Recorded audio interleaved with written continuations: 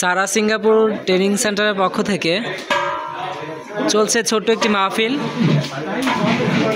সন্ধ্যার মাগরিবের আজানের পরে থেকে এই মাহফিলটি আয়োজিত হবে।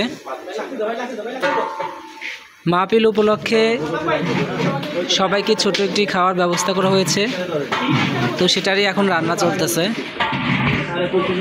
আমরা প্রত্যেকেরই একটু ছোট্ট করে দেখিয়ে দেই।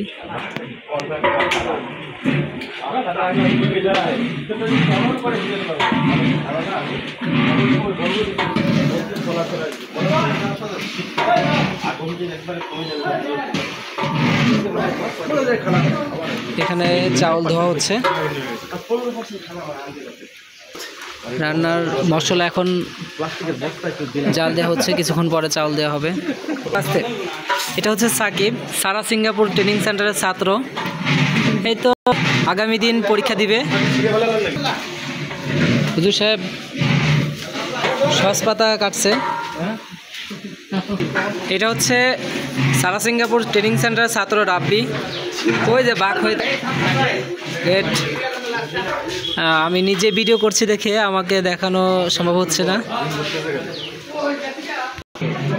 প্রসেসিং চলছে, ট্রেনিং সেন্টারে আগামী দিন পরীক্ষা হবে। চুন দিচ্ছে হচ্ছে।